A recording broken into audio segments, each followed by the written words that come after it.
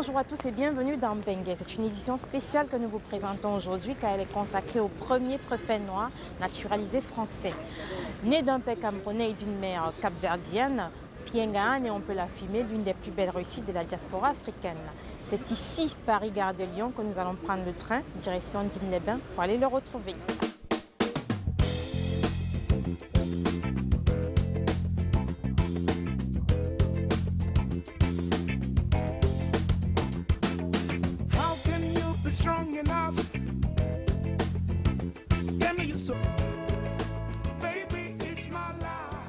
Nous voici arrivés à Digne-les-Bains, dans les Alpes de Haute-Provence, où officie le préfet Ngahane, qui a bien voulu nous recevoir. Mais avant de le retrouver, voici son portrait signé Guina.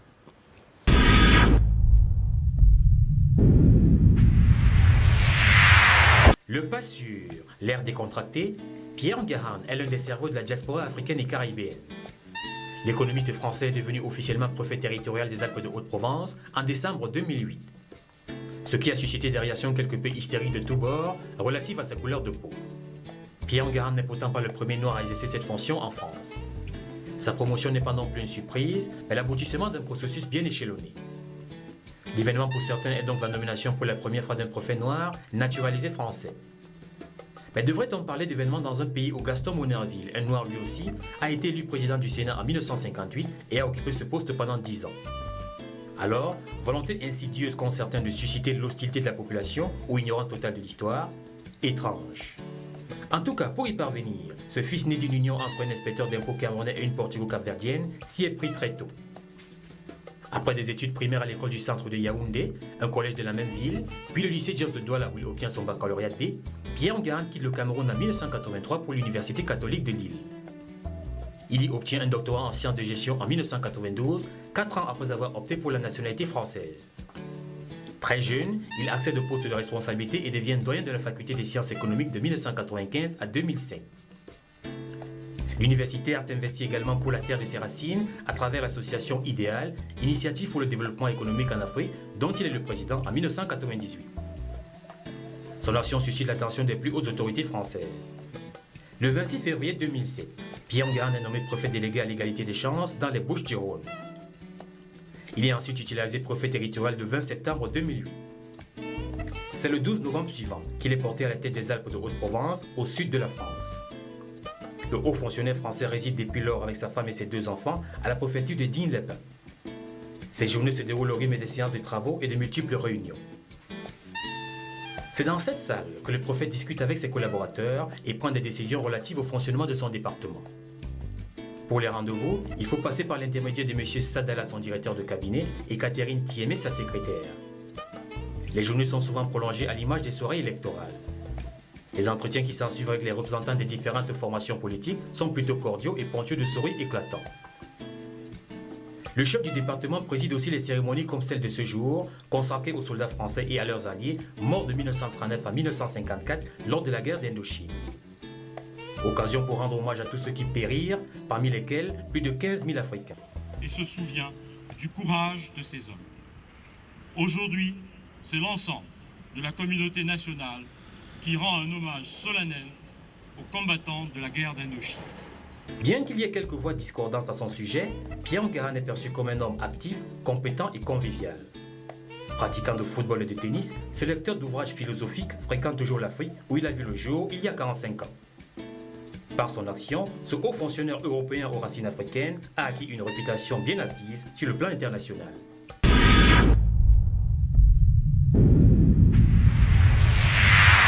Bonjour Monsieur le Préfet. Bonjour, Hortense. Merci de nous recevoir à Digne-les-Bains. Je vous en prie, vous êtes les bienvenus. On vous a vu tout à l'heure en uniforme, c'était une belle cérémonie, une journée spéciale aujourd'hui à Digne-les-Bains, une journée consacrée aux morts pour la France en Indochine. Oui. Un mot sur cette commémoration? Oui, déjà c'est une commémoration importante par rapport aux événements qui ont marqué l'histoire de notre pays. Donc ça fait partie des événements majeurs pour lesquels un travail de mémoire est important et pour lesquels, je dirais, une reconnaissance de la nation est fondamentale. Et ce matin, j'étais particulièrement intéressé et même satisfait de remarquer la présence de quelques personnes qui passaient et qui se sont arrêtées pour suivre la cérémonie. C'était une belle cérémonie, oui. Mais en même temps, à travers la lecture du secrétaire d'État, donc les messages forts sont passés pour ne pas oublier quand même que des gens quittaient leur famille et sont allés très très loin. Défendre notre démocratie, les couleurs de la France et défendre, je dirais, tout ce que peut représenter, tout le système de valeurs qu'il y a derrière, ce que notre pays peut porter ou apporter à travers cette guerre.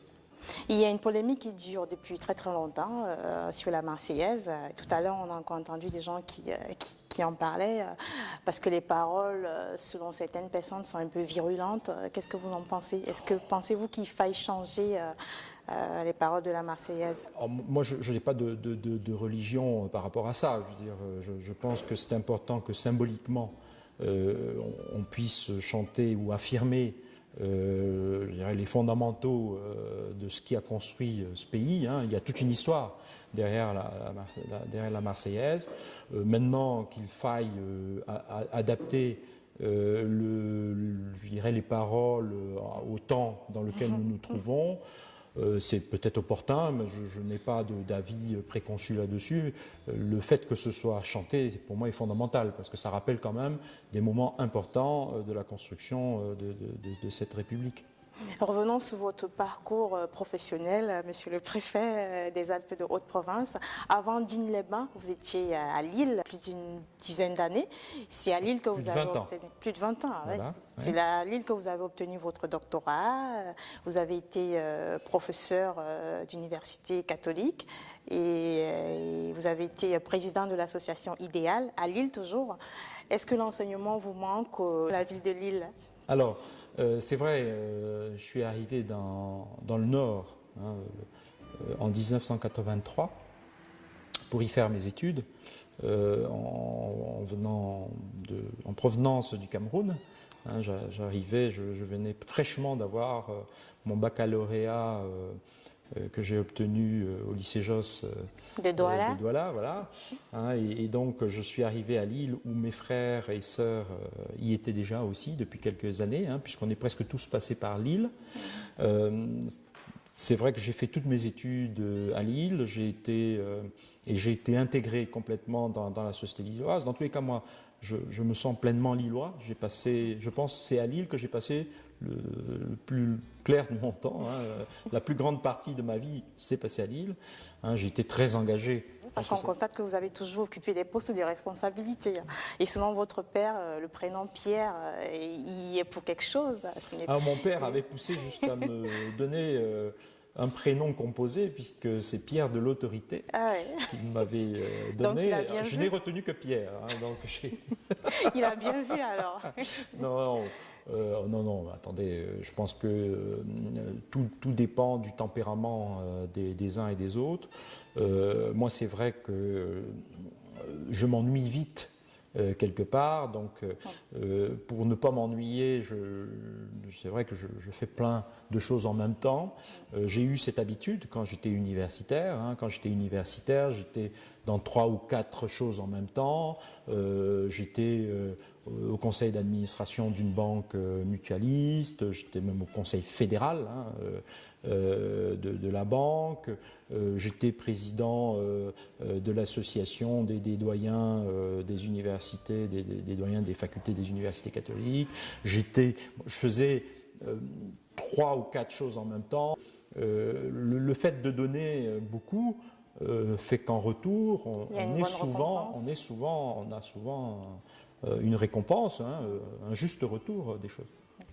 Vous avez été nommé ici à Digne-les-Bains le 11 novembre 2008 et vous avez pris vos fonctions le 8 décembre. 8 décembre. Votre nomination a fait couler beaucoup d'encre. Pendant surtout... 1 ou 2 journées. Même plus, et ça continue. Alors que vous étiez déjà préfet délégué à l'égalité des chances à Marseille. J'étais déjà préfet. Et vous étiez déjà préfet. Voilà. À votre avis, pourquoi cet engouement ? c'est parce que quelque part, c'était aussi le signe de l'ouverture de ce pays. C'est-à-dire que l'ouverture... Moi, quand j'ai été recruté dans le corps préfectoral, j'ai été coopté, en gros. Hein. Je n'ai pas posé acte de candidature pour rentrer dans le corps. Hein. Quelque part, on est venu me chercher pour me proposer de rentrer dans le corps. Bon, je suis rentré dans ce corps, bien entendu, pour devenir préfet. J'ai demandé à être titularisé, c'est sûr. Ma demande que j'ai souhaité rentrer complètement dans le corps pour m'y consacrer totalement. Mais au moment où j'ai été reçu, et donc j'ai été reçu à l'époque par l'actuel président de la République, qui était ministre de l'Intérieur, il m'avait clairement indiqué qu'il souhaitait ouvrir la haute administration française à la diversité et qu'il avait souhaité que les préfectures remontent un certain nombre de candidatures, ce qui était mon cas, et dans lesquelles il a choisi, ses équipes ont choisi quelqu'un, et c'est tombé sur moi, et il me proposait de rejoindre le corps si je le souhaitais. Donc, à ce moment, j'ai manifesté un intérêt vif, parce que c'était d'abord une reconnaissance, et puis c'était un symbole, j'estimais, fort, qui avait été posé. Bon. Mais moi, j'estime que cet acte-là a été posé en janvier 2007. Alors que tout le monde s'est, je dirais, un peu rué sur l'information en novembre 2008, au moment où on m'a nommé à Digne-les-Bains. Au moment où on me nomme à Digne-les-Bains, je dirais, je suis dans une trajectoire normale. Parce qu'une fois qu'on est préfet, on est rentré comme préfet, et en plus j'avais été titularisé 2 ou 3 mois avant. Donc j'étais dans une trajectoire plutôt normale, et donc l'événement, pour moi, n'était pas un véritable événement, même comme je dirais quelque part, ça me faisait plaisir d'être mis au devant, comme ça, un peu de la scène, mais quelque part, la reconnaissance de l'acte politique qui avait été posé devait se faire 2 ans auparavant, c'est-à-dire au moment où on m'a fait intégrer le corps préfectoral, puisque je n'ai pas une formation d'administrateur qui me prédestinait au métier de préfet. Voilà. Donc, moi, j'estime que l'acte qui a été posé en début 2007, en mon sens, était beaucoup plus important que l'acte, je dirais, de nomination de préfet territorial. Je pense que c'est parce que vous avez été nommé quelques temps après le président Obama. Il y a aussi le fait que j'ai été nommé une semaine après l'élection de Barack Obama. Et c'était qualifié de votre nomination d'effet Obama, en fait. Qu'est-ce que vous en pensez? Non, je pense manifestement que c'est une coïncidence de calendrier. Je pense manifestement que c'était une coïncidence. J'ai été 1 mois avant, j'étais mis déjà dans la confidence de ma prochaine nomination. J'attendais de savoir où j'allais, si vous voulez. Donc, que ça se soit fait à côté de l'élection et peut-être une semaine après et pas une semaine avant, peut-être qu'il y a un événement là qui a été déclencheur. Mais honnêtement, l'acte politique, parce que vraiment, je pense qu'il faut le matérialiser, ça. On ne s'en rend pas compte, mais l'acte politique qui me fait passer d'un univers universitaire, privé, dans la fonction publique, dans la haute fonction publique à un poste de préfet, je pense que c'était pour moi l'acte majeur qui fut posé à ce moment-là. Bon, c'est un peu plus clair. Justement, par rapport à votre nomination, par votre parcours, on a recueilli plusieurs impressions à Paris et ici à Digne-les-Bains qu'on va regarder tous ensemble.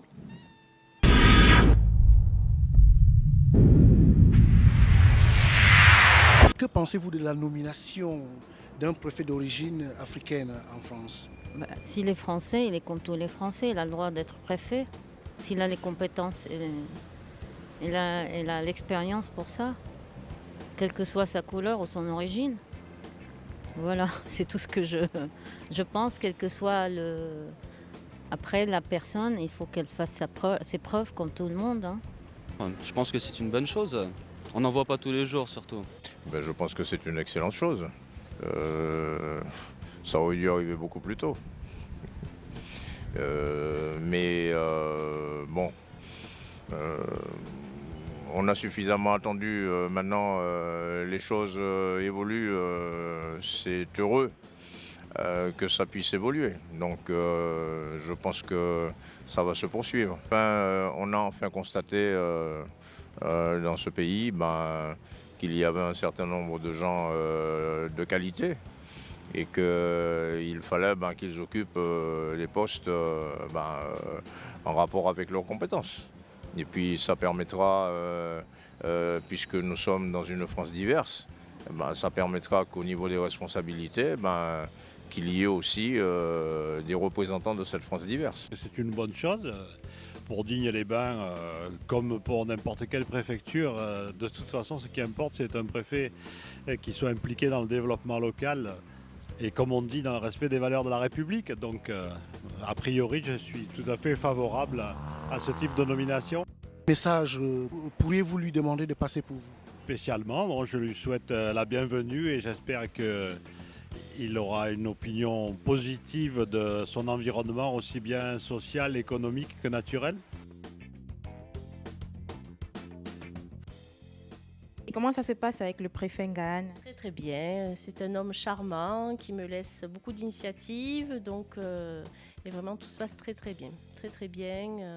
Il est très agréable, pas difficile, je travaille facilement avec lui et vraiment c'est un plaisir et j'apprends beaucoup aussi. Bien sûr. Comme avec chaque préfet, on apprend toujours. Ngahane, notre préfet depuis maintenant 6 mois, je pense que la confiance qui s'est instaurée avec le préfet, c'est réciproque, est très importante. Et je crois que c'est le principal parce qu'un directeur de cabinet auprès du préfet, c'est un peu son collaborateur. Et donc ça se passe très bien et puis c'est très agréable de travailler avec Pierre Ngahane. Alors, des impressions recueillies à Paris par notre reporter Julien Evina et ici aussi à Digne-les-Bains.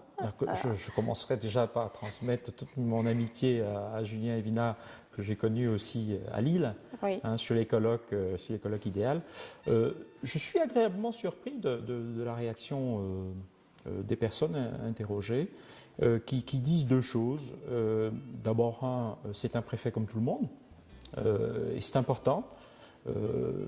Et donc, dans sa différence, pouvoir apporter quelque chose, mais je dirais en visant la normalité, ça je pense que c'est très opportun.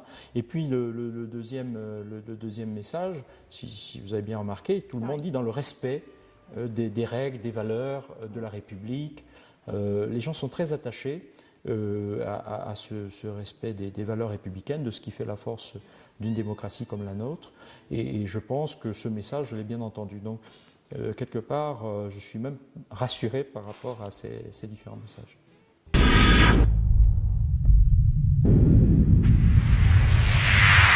Changement de décor, nous sommes dans le jardin derrière la préfecture.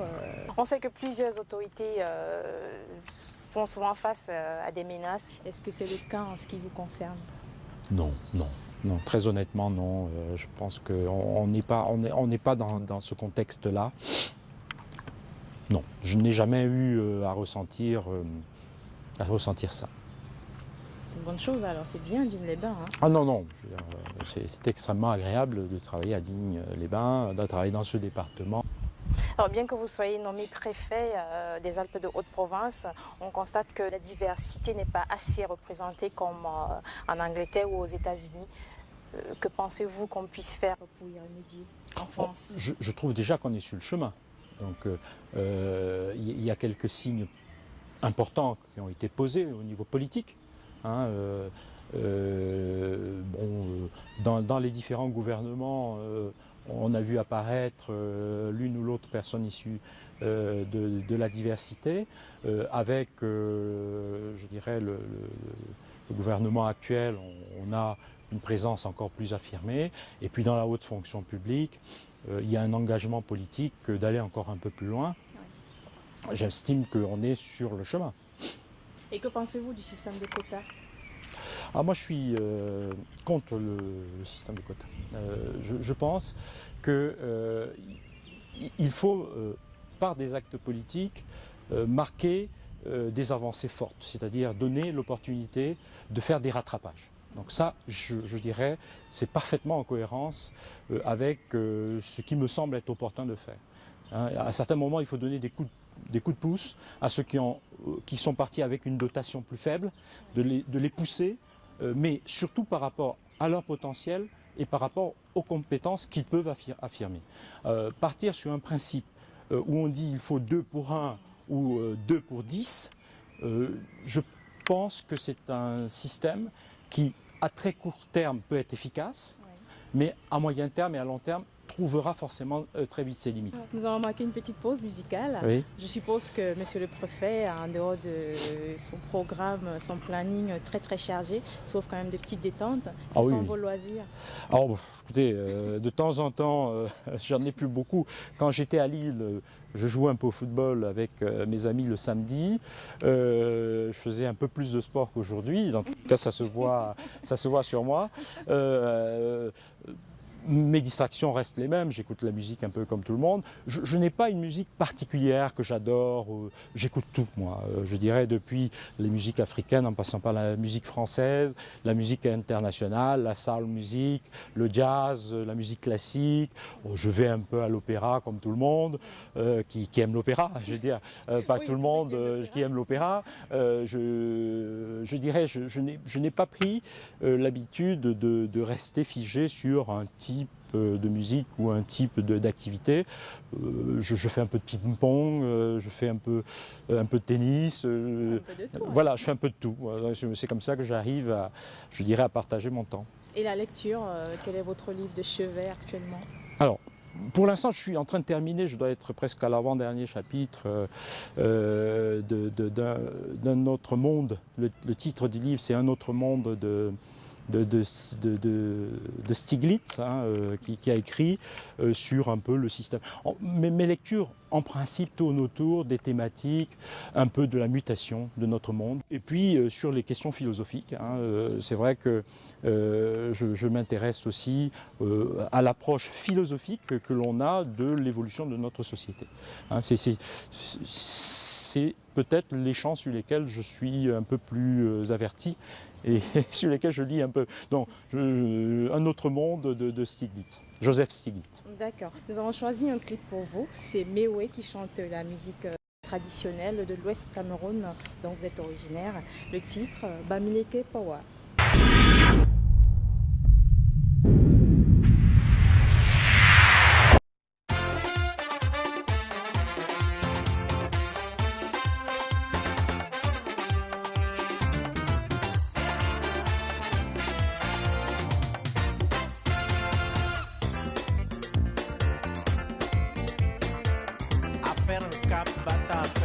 Très sérieux.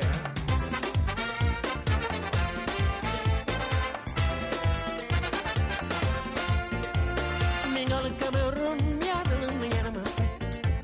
Ma passale t'aider, ma soiseau. Mon seul soiseau là, Bamileke, garme. Au timidien, ne vit pas, Bamileke. Métabassillo, me you Cameroun numba me ko Bamileke me kozinta me laptezinta me you bafuson chang me you baham me you bafam me ko Bamileke laptezina no kozinta manja kicha laptezina no kozinta.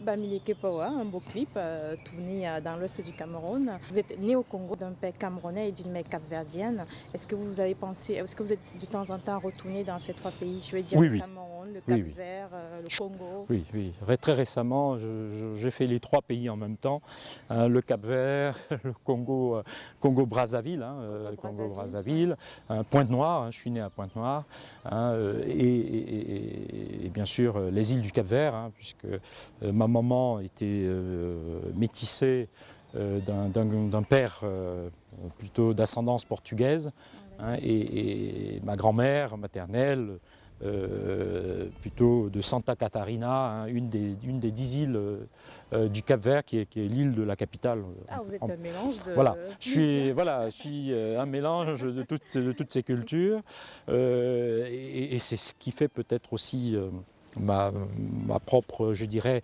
originalité, ma propre richesse personnelle, à laquelle je tiens.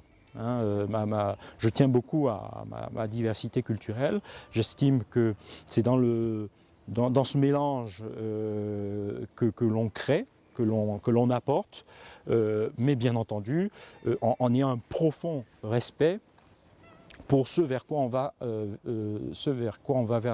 dans la rencontre. Ouais. Hein, je pense que dans ma propre identité, je suis allé à la rencontre d'une autre culture, d'une autre façon de concevoir les choses.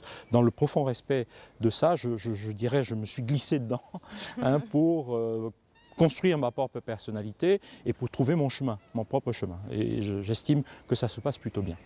Des projets pour ces pays-là, pour le Cameroun toujours Alors, les projets, j'en ai plein.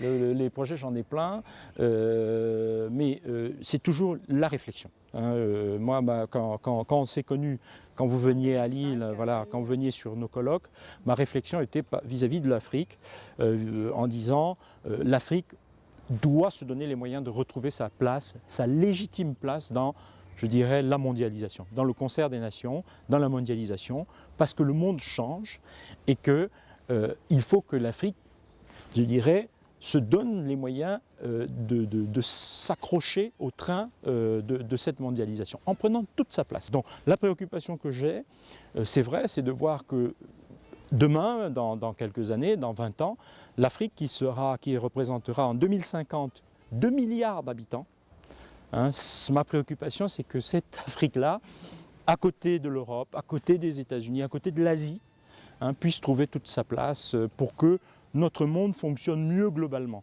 Parce que c'est vrai que tant qu'on aura une partie du monde qui va tirer le diable par la queue et une partie qui va être extrêmement prospère, on aura toujours des problèmes de fond dans notre société. Des problèmes d'immigration, je dirais mal contenus, des problèmes, des animosités, des problèmes de dialogue entre les cultures.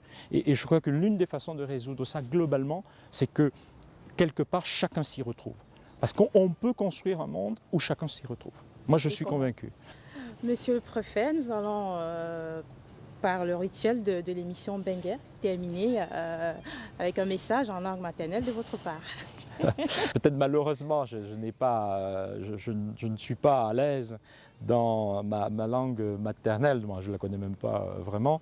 Je suis capable d'identifier quelques mots, quelques syllabes. Un bonjour, quelques syllabes. Mais je pense que non, mais il vaut mieux que je l'exprime, que j'exprime mon message, puisque c'est un message que vous demandez. Hein, tous les téléspectateurs voilà, que j'exprime mon message, peut-être en français, c'est la langue dans laquelle je m'exprime le mieux pour l'instant. Je reste convaincu d'une chose, c'est que nous sommes dans un monde en pleine évolution, en pleine mutation, et vraiment j'ai le sentiment que tout le monde doit trouver sa place dans ce monde, et j'ai une attention particulière pour les Africains, pour cette jeunesse qui vit en Afrique, qui est en attente d'espoir, et vis-à-vis de laquelle je dirais, si je peux passer un message, je dirais, c'est à vous de construire votre avenir. Il y a de l'espoir, tout le potentiel y est, il faut se donner les moyens, il faut partir sur des bases renouvelées, et c'est sur vous qu'il faut compter, dans une alliance avec les autres nations, les autres puissances, qui n'attendent que ça, mais c'est d'abord aux Africains de se prendre en main, et il est peut-être temps que ça se passe parce qu'on a besoin de ça pour construire un monde plus juste, plus équitable pour tout le monde. Un monde meilleur, voilà. Merci, monsieur le préfet. Je vous remercie. Merci Hortense de votre visite. Merci à monsieur Cormier aussi de sa visite. Voilà, de sa visite. Un grand merci à tous les deux. Merci.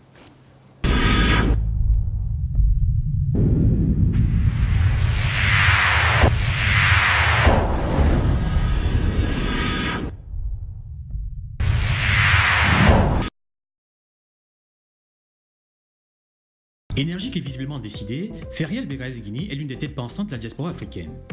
Directrice de la publication de New African Women et présidente de l'association United Fashion for Peace.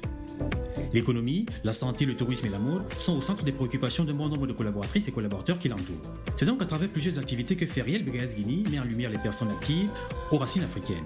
Pour y parvenir, cette journaliste, diplomate et criminologue a dû affronter des discriminations qui n'ont pourtant pas entamé sa persévérance. Fille d'un ambassadeur tunisien et d'une diplomate du même pays, Feriel Begaez-Guini est mise sous les feux des projecteurs à 16 ans comme mannequin alors qu'elle poursuit ses études secondaires au Canada. Elle y enchaîne des distinctions, ce qui ne l'empêche pas de décrocher son baccalauréat, suivi d'une maîtrise en sciences sociales à l'Université d'Ottawa. Plus tard en France, elle décroche un DEA en droit pénal à la faculté de Montpellier en 1991. Elle y fréquente ensuite l'Université de Tunis dans son pays natal pour en sortir en 1993 avec un DEA en sciences criminelles. Sa carrière de diplomate la conduira au sein des tribunaux pénaux internationaux pour l'ex-Yougoslavie et le Rwanda. Feriel Begaez-Guini entend se servir des différentes publications qu'elle dirige et de l'association qu'elle préside pour véhiculer des messages. Le rapprochement des peuples du Nord et du Sud, la paix dans les régions en crise et la lutte contre les violences faites aux femmes sont ses chevaux de bataille. Appréciée pour son engagement, cette quadragénaire au caractère bien trempé fait quelquefois l'objet des piques de part et d'autre. Il lui est ainsi reproché de vouloir être partout en même temps. La gestion des publications, les activités associatives et le train-train familial dans l'Hexagone avec son homme et ses enfants occupent l'ancien mannequin qui n'a pas perdu de sa superbe. Bonjour Feriel Begaez-Guini. Bonjour Hortense. Bienvenue dans Bengue. Je suis très heureuse d'être avec toi. Ça me fait plaisir aussi. Donc vous êtes la rédactrice en chef de ce très joli magazine, New African Woman, femme africaine. Oui, femme africaine maintenant, puisqu'on a changé, enfin on l'a pas vraiment changé, il existait, mais on l'a mis plus en focus pour justement appuyer le parti pris francophone. Il faut savoir c'est un groupe de presse britannique qui a ses francophones et ses magazines anglophones. Et donc maintenant on est Femme africaine, le magazine de la femme africaine, et nous devenons bimensuels depuis le mois de janvier. Oui, j'ai constaté. Quelle est la genèse de ce magazine ? En fait, il y a quelques années, je travaillais pour le groupe IC Publications. J'ai commencé en étant co-directrice de rédaction du masculin, New African, le magazine de l'Afrique. Et mon patron avait envie de lancer un féminin. Et voilà, c'est moi qui en ai qui a eu le privilège de devenir la maman, la génitrice. Et donc voilà, depuis, c'est mon bébé. D'accord, donc c'est vous qui a été à l'initiative en fait. Oui, c'est moi qui ai créé le magazine pour le groupe, qui ai créé la ligne éditoriale, le rubricage, voilà, la prod également photo. Donc c'est vraiment mon bébé pour le groupe IC Publications. D'accord. J'ai constaté que c'est ce que j'ai vu. Hein. Pour le moment, c'est le seul magazine africain qu'on trouve dans l'avion. Par exemple, à Bruxelles, c'est vraiment une. On est distribué, certes. Oui. On est distribué dans beaucoup de compagnies aériennes internationales, européennes, africaines, également dans le monde arabe. Ça nous fait plaisir parce que oui, vraiment, la ligne éditoriale est assez soutenue. Ce sont des articles de fond, des vrais sujets de fond, même si on essaye autant que faire se peut d'être glossy et d'aborder des thématiques parfois qui sont un petit peu compliquées, complexes, douloureuses, mais toujours dans l'afro-pessimisme. Et c'est vraiment cela, la ligne éditoriale. Et c'est ce que j'avais voulu créer il y a 3 ans. Bref, des contraintes marketing ont fait qu'aujourd'hui, on me demande d'être un peu plus glossy. Donc, je me suis mis plus à la page. Mais je garde en fait la ligne éditoriale qui a été plébiscitée par tous nos fans et nos lecteurs. D'accord. Et avec les kiosques parisiens, ça se passe comment? Parce que quand on arrive dans les kiosques à Paris, eh bien, on voit pas trop les magazines qui sont un peu cachés. Et ça, c'est du ressort malheureusement du marketing. Et je le dis souvent, et on le dit souvent à qui de droit. Et c'est vrai qu'en termes de visibilité, on est moins visible que les autres. Mais ce qu'il faut savoir, c'est parce qu'on est un nouveau produit, on est un nouveau bébé. Et que nous avons également choisi une liberté éditoriale, une liberté de ton qui fait qu'on est peut-être moins marketing, mais on est extrêmement recherché. On est partenaire de très grands événements comme le prix Cartier, le Women's Initiative Award de Deauville, le prix Yves Rocher. Tous ces, entre guillemets, événements qui n'ont pas toujours pour tradition de faire appel à des magazines, entre guillemets, issus de la diversité, même si je considère que c'est plus un magazine panafricain et international, qui a la particularité de montrer toutes les couleurs de l'Afrique. D'accord, c'est important. Ben justement, on va aller sur la même lignée parce que les magazines africains, il y en a de plus en plus. Quelle est la particularité vraiment de New African Woman, femme africaine? Quelle est la il y a différence avec énormément les de autres magazines, chacun a sa niche et chacun a sa spécificité et on se complémente, on se complète, on est très engagé. Je suis une militante des droits des femmes déjà, je suis une ancienne diplomate, je suis criminologue et donc j'utilise ce magazine comme étant un porte-voix, donner la voix à ceux qui n'en ont pas, la lumière à ceux qui n'en ont pas et même les créateurs issus de la diaspora, certains ne font jamais les pages de mode. C'est vraiment un véritable combat que je mène au quotidien. Donc c'est vraiment un magazine engagé, militant, intelligent qui montre une nouvelle Afrique. Justement, on vous définit comme une femme très très engagée, très militante. Oui. Notamment pour la cause des minorités en France. Oui. Et aussi... pour l'éthique aussi. Oui, voilà. Je pense qu'on a besoin du nord au sud de réviser nos valeurs. Je pense qu'aujourd'hui, le monde est en ébullition. Les indignés crient de plus en plus fort et il faut leur donner la voix et l'écoute. Et à travers cela, j'ai cette formidable opportunité justement d'aider à faire passer des messages. Et c'est un grand pouvoir que je mets au service, en tout cas, des valeurs que j'aimerais laisser pour mes enfants et les enfants du monde et d'Afrique. D'accord. Et vous avez dit tout à l'heure, de toute façon, selon votre biographie, vous êtes journaliste, criminologue, ancienne diplomate, militante associative. Tout ça en aussi, même temps, c'est plusieurs casquettes. Comment vous faites pour les gérer? Écoutez, le monde fait que nous, les femmes, on a besoin de se positionner, donc on s'adapte à un monde qui est en mutation, donc nous, on est en mutation. Voilà. D'accord. Et outre tous ces multiples casquettes, vous êtes aussi présidente de la plateforme et de l'association United Fashion for Peace. Oui. On va en reparler tout de suite après ces belles images que voici.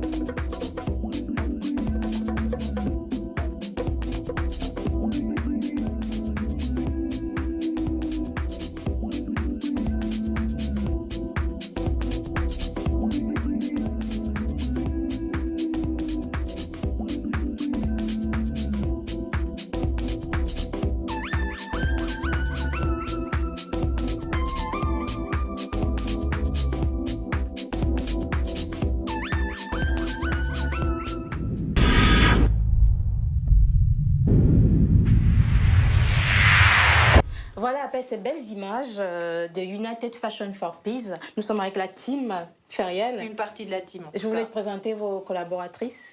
Alors on commence par la dame qui est dans le coin, c'est Diane Cazel, qui est une artiste plasticienne, artiste multifacette et qui est revenue donc de Ouaga et qui nous a fait de magnifiques reportages sur l'artisanat, sur le Bogolan, sur... ne me regarde pas comme ça, Diane.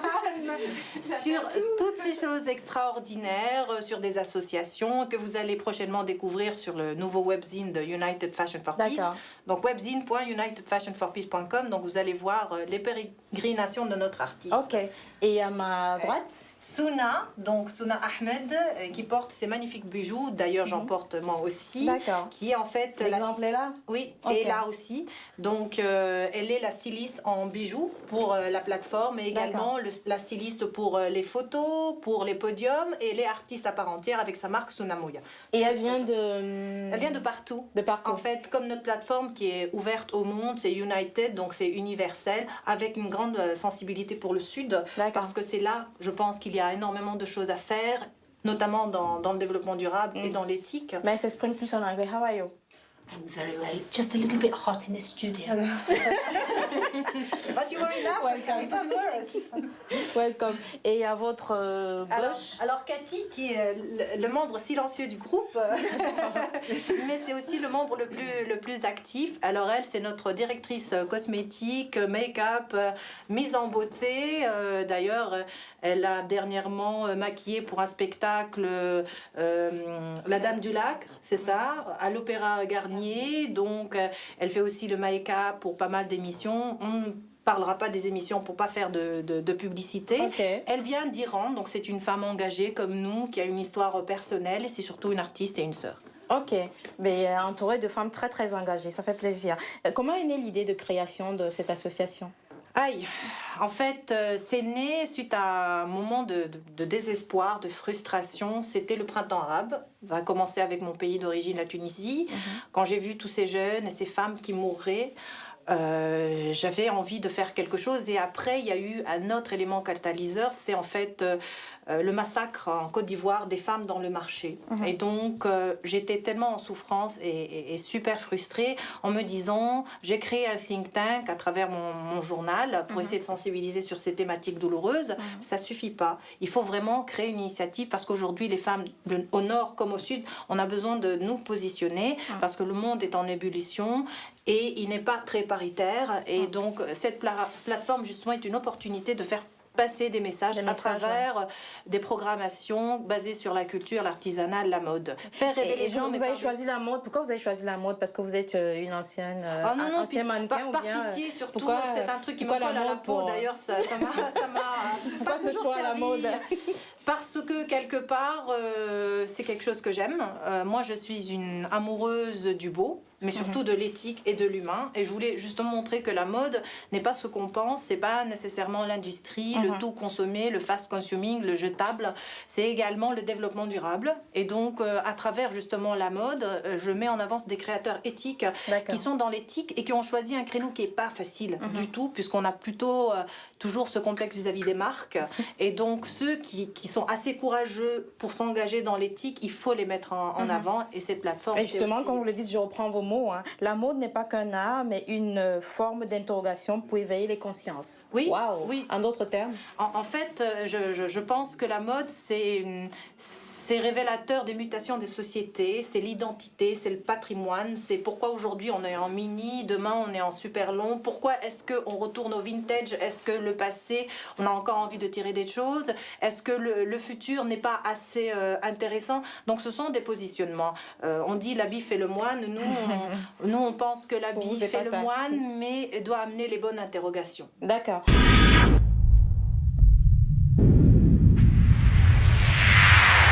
Bonjour Alice Sabin. Bonjour Tance. Bienvenue dans Bengue. Merci. Et merci de nous recevoir dans votre très chic restaurant de renommée africaine. Le plaisir est avec de beaux cocktails.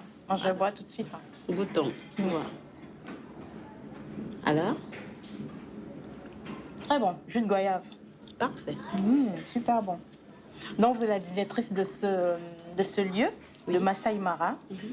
Depuis combien de temps? J'y ai travaillé pendant une année avant, mais je l'ai racheté il y a 2 ans. Je fais 2 ans au mois d'avril. D'accord. Et ça se passe bien? Je suis contente. Ça va, le challenge est là où il faut, mais il faut y aller. Je suis contente. D'accord. Je sais que vous aviez un autre restaurant avant. Oui. Le Eben Lodge. Eben Lodge, oui. Alors, à un moment, comme il faut grandir, et l'Eben, c'était tout petit, c'était le premier, c'était le bébé. Et le Masai est plus grand. À un moment, il fallait choisir. J'ai choisi le Masai Mara pour son histoire, pour le challenge que c'est. Le Masai Mara, c'est... Voilà. Donc, voilà. Et l'Eben n'existe plus. Oui. L'Eben a fait un bébé qui est le Masai Mara. D'accord. Justement, quelle est l'histoire du Masai Mara? Alors, le Masai Mara a été créé en 2001 par un groupe d'amis qui trouvaient qu'à Paris, il n'y avait pas un bel espace africain. Donc, ils l'ont créé avec l'objectif d'attirer l'élite africaine, avoir un bel endroit africain. Un endroit chic. Un endroit chic, voilà. Et il y a 2 ans, puisque au départ, ils n'étaient pas restaurateurs, il y a 2 ans, ils ont décidé de se concentrer à ce qu'ils avaient à faire, à leur métier d'origine. Et moi, j'étais là, j'ai répondu présente, ça y est, ça me plaît, parce qu'il fallait continuer l'histoire. C'est une très belle histoire, le Masai Mara. D'accord. Je sais que Masai signifie, enfin, c'est le nom d'un peuple, notamment les guerriers au Kenya. Vous êtes une guerrière? Oui, il paraît. Mais c'est bien, alors ça cadre bien avec le nom. Il paraît. D'accord. Et donc la restauration, c'est votre domaine de prédilection. C'est ce que vous avez toujours voulu faire. Comment vous êtes entrée dans la restauration? J'ai pas rêvé un jour d'être restauratrice. J'ai jamais rêvé de ça. Je suis arrivée à Paris à l'an 2000. Et à l'époque, effectivement, il y avait peu d'endroits africains qui montraient notre art culinaire. Et comme j'étais un peu fatiguée de voir à la télévision l'Afrique, cette Afrique, on montre les maladies, les épidémies et la guerre et tout, je voulais absolument montrer que chez moi, dans mon Afrique et surtout dans mon Cameroun natal, on fait des choses bien, qu'il y a des choses bien, d'où le choix d'ailleurs du 6e arrondissement pour le premier restaurant. Parce que je trouvais que c'était pas normal qu'il n'y ait pas un restaurant africain, enfin une identité africaine dans un endroit comme le 6e. Voilà. Alors le but au départ, c'était de créer un endroit où on peut boire un dernier verre, où on retrouve l'Afrique, où on parle des souvenirs, soit on était en voyage, où on a un peu de nostalgie du pays. Et effectivement, on ne peut pas montrer son Afrique sans l'assiette, parce que c'est aussi l'identité. Et c'est comme ça que s'est imposée la restauration. D'accord. Donc, justement, en parlant d'assiette, quels sont les mets que vous proposez ici au Masai Mara? Qu'est-ce qu'on mange de bien ici? Alors, c'est très, très Cameroun, parce que je viens du Cameroun. Donc, les uns et les autres disent qu'on mange un très bon dolé. Bon, je vous invite. Dolé crevette, je peux témoigner. J'ai déjà mangé, c'est très bon. Alors, après, on mange un bon dolé, le bon poisson. Je vais même à faire des choses comme le kwem, parce que mon rêve est de faire vraiment le trait d'union entre mon village. Quand on pense qu'au Cameroun, on peut changer de façon de manger tous les jours. Parce qu'il y a tellement d'ethnies, il y a la culture, on a un art culinaire immense. Alors, je vais dans les villages essayer de comprendre qu'est-ce que nos mamans faisaient pour le présenter à Paris. Et le kwem, pour ceux qui ne connaissent pas, le kwem, c'est les feuilles de manioc.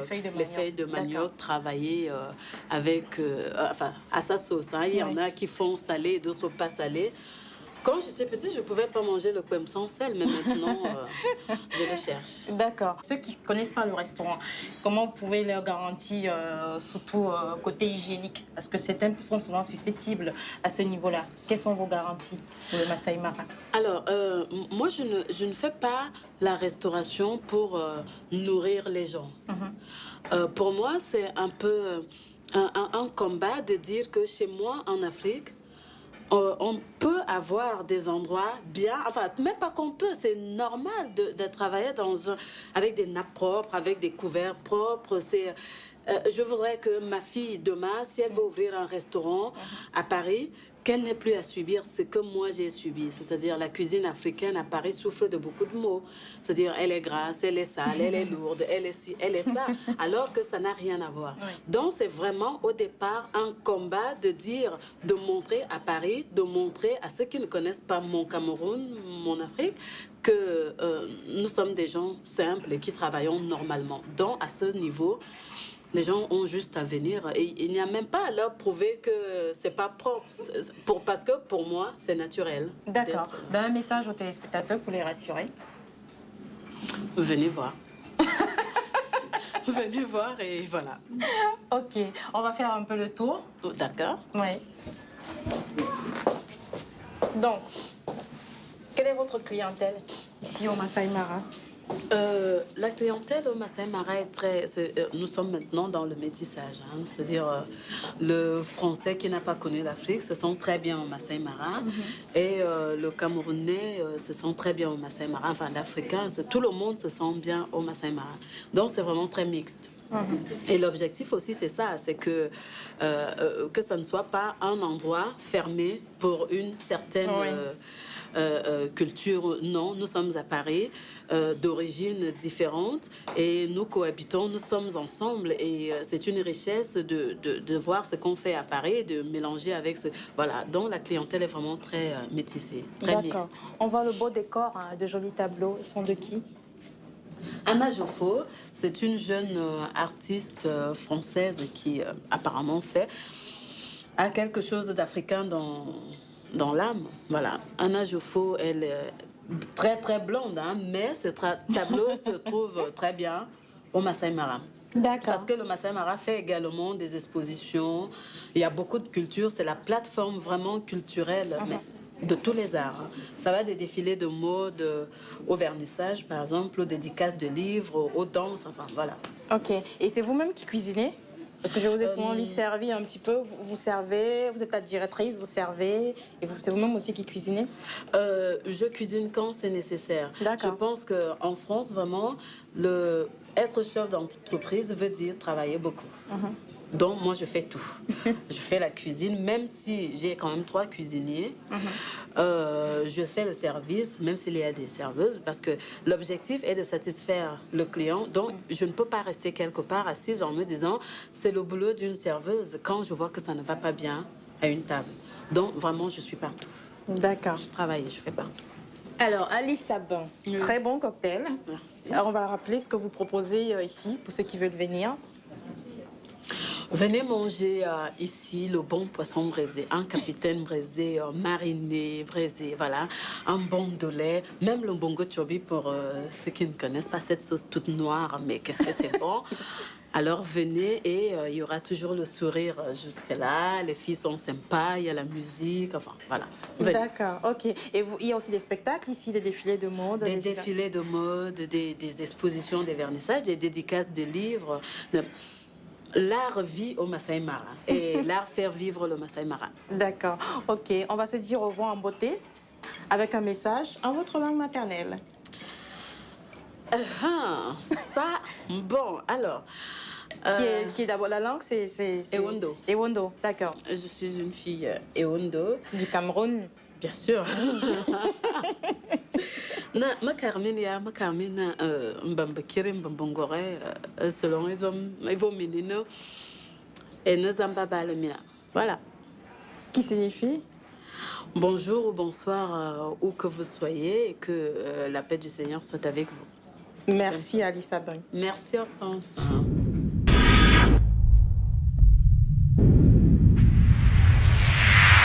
Merci de votre fidélité. Pour nous contacter sur le même courriel, mbenguer-8p@yahoo.fr. C'est toujours avec plaisir que je vous retrouverai pour la prochaine édition de Mbenguer. À très bientôt.